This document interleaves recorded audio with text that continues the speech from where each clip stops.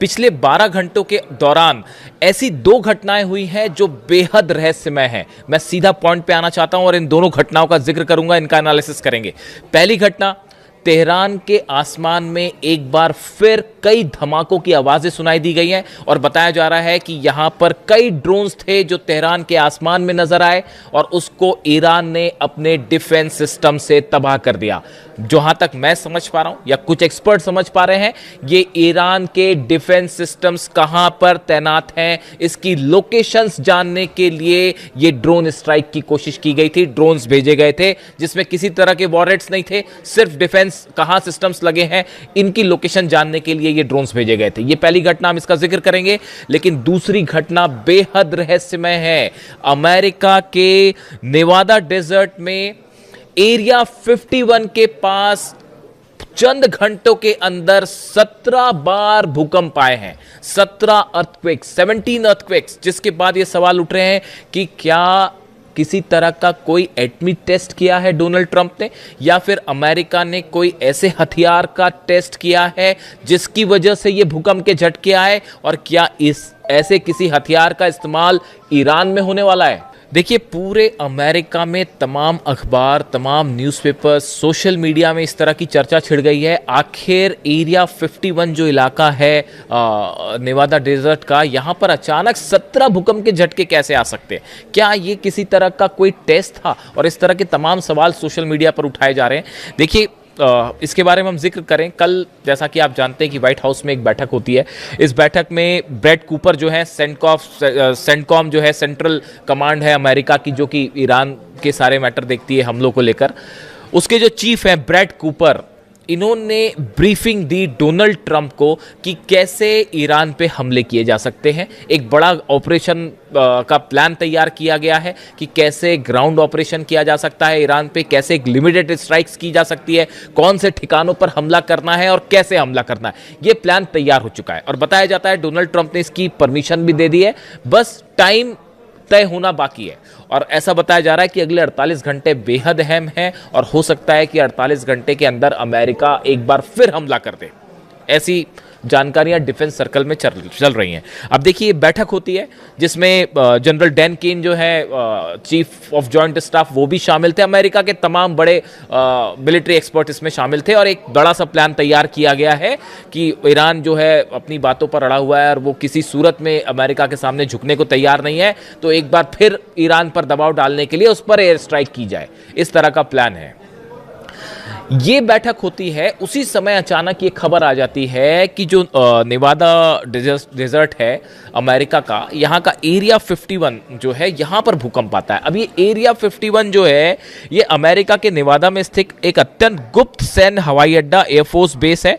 आधिकारिक तौर पर इसका उपयोग उन्नत सैन्य विमानों और जासूसी तकनीकों के परीक्षण और विकास के लिए किया जाता है। हालांकि एलियंस और यूएफओ से जुड़ी गोपनीय रिसर्च को लेकर भी यहाँ पर तरह तरह की अफवाहें या खबरें सामने आती रही हैं। ये जो एरिया है, एरिया 51 जो कहलाता है नेवादा डिस्ट्रिक्ट में, नेवादा डेजर्ट में, ये बेहद रहस्यमय रहा है शुरू से। इसको लेकर तमाम दावे होते हैं कि अमेरिका यहाँ पर अपने तमाम नए फाइटर जेट्स का यहाँ पे टेस्ट करता है, या फिर जो सीक्रेट वेपन्स होते हैं उसकी टेस्टिंग यहाँ पे की जाती है। यहाँ पे एलियंस को लेकर बड़े बड़े दावे होते हैं कि भाई यहाँ पर जो है एलियंस को रखा गया है और यहाँ पर एलियंस से जुड़े प्रोजेक्ट्स चल रहे हैं। इस तरह की बातें आपने सुनी होगी, आप सर्च करिए एरिया 51, आपको तमाम चीज़ें मिल जाएंगी। अब होता यह है कि व्हाइट हाउस में एक बैठक चल रही है जिसमें तमाम सैन्य अधिकारी हैं, ईरान को लेकर प्लान तैयार किया जा रहा है। इसी बीच जो है खबर आ जाती है साहब कि 17 भूकंप के झटके आए और उसके बाद पूरे अमेरिका के मीडिया में ये सवाल उठने लगते हैं कि क्या हुआ। देखिए, पहले खबर जो चल रही है हम वो देखें।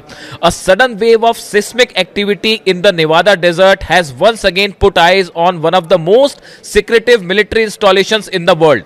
Over a 24 period at least 17 earthquakes ranging magnitude from 2.5 to 4.4 were detected within close proximity of Area 51. Area 51 के आसपास 17 भूकंप आए, जो कि 2.5 से 4.4 रिक्टर स्केल पर इनकी तीव्रता मापी गई। The strongest tremor measuring 4.4 in magnitude originated at a shallow depth of roughly 2.5 miles beneath the surface। देखिए इसमें यह भी कहा गया कि जो सबसे तेज भूकंप था वो सिर्फ 2.5 माइल्स जो है जमीन के नीचे था। यानी इस तरह की खबरें आई कि वो ज़्यादा गहराई पर नहीं है। इस वजह से इस तरह की शंकाएं और जाहिर की जाने लगी कि भाई क्या अमेरिका ने किसी तरह का एटमी परीक्षण किया है या कोई ऐसे हथियार का टेस्ट किया है जिसकी वजह से ये भूकंप आया। हालांकि देखिए अमेरिका ने इस बारे में कुछ नहीं कहा है, अब ये चर्चाएं ही हैं, तमाम न्यूज़ एजेंसीज इसको लेकर खबरें छाप रही हैं, हकीकत क्या है कोई नहीं जानता।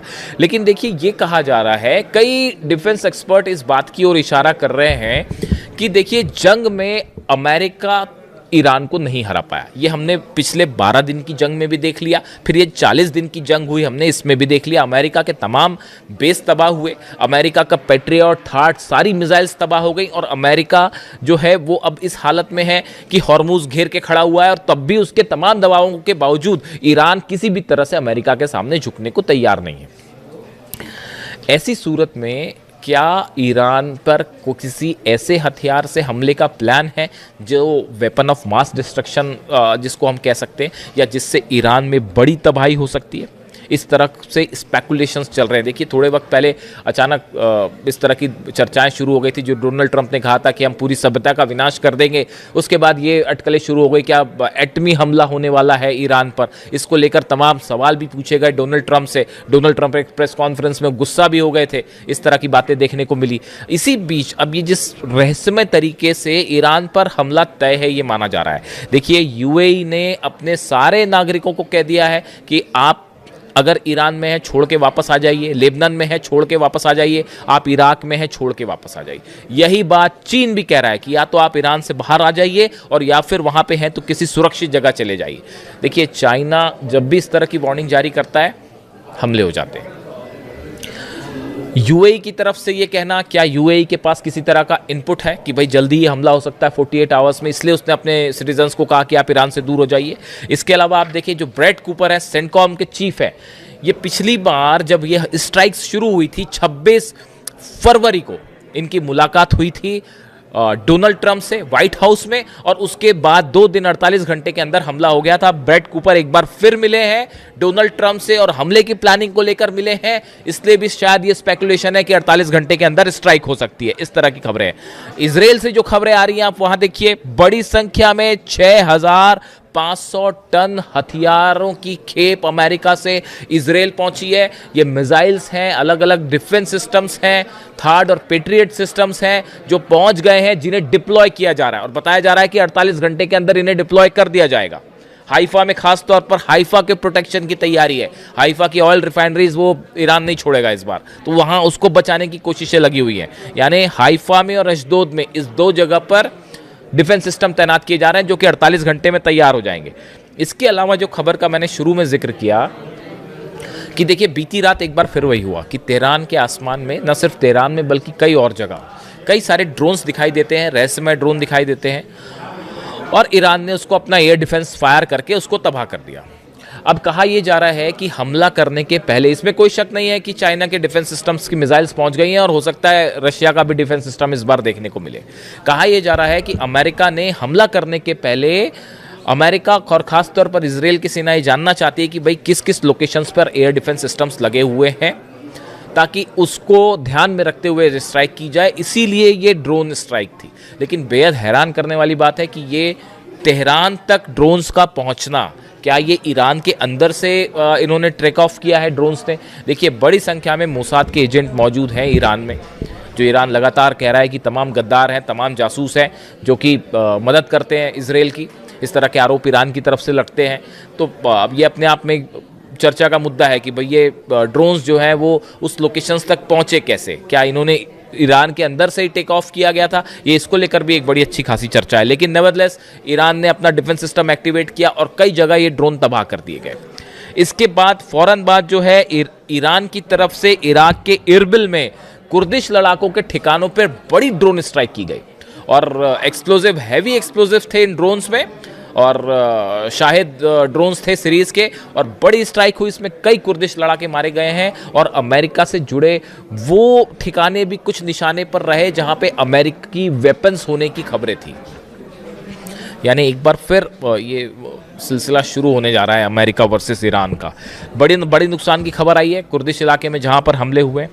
इसके अलावा देखिए एक बड़ा डेवलपमेंट ये भी है, बताया ये जा रहा है कि अगले, जैसा कि मैंने कहा 48 घंटे के अंदर, इसके पहले मतलब ये डेडलाइन तय हो गई है ऐसा बताया जा रहा है, ऐसे डिफेंस सर्कल में चर्चा है कि 48 घंटे में एक बार फिर अमेरिका एयर स्ट्राइक कर सकता है। इसके अलावा एक खबर ये भी है कि एक और प्रपोजल पे चर्चा हो रही है, एक और प्रपोजल सामने आ गया है जिस पर शायद स्ट्राइक के पहले अमेरिका तक ये बात पहुंचाई गई है। किसी बीच में कोई देश कौन है अभी वो साफ नहीं है।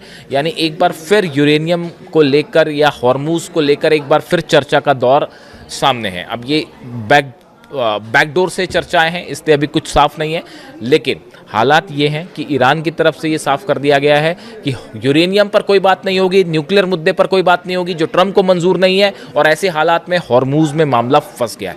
ईरान ने बड़ी तैयारी कर रखी है अमेरिका के जहाज़ों पर हमला करने की। तमाम मिसाइल्स तैयार हैं, सुरंगों से मिसाइल्स निकाल दी गई हैं, और अगले वीडियो में मैं आपको बताऊंगा कैसे अमेरिका ने अपनी मिसाइल्स से ईरान की मिसाइल्स को काउंटर करने के लिए प्लान तैयार किया है। लेकिन फिलहाल हम अपनी बात तक सीमित रहें। अमेरिका में न्यूक्लियर टेस्ट को लेकर तमाम तरह के दावे और तेहरान के आसमान में धमाके रहस्य बने हुए हैं। इससे जुड़ा जो भी अपडेट होगा आप तक पहुंचाऊंगा। Thank you so much.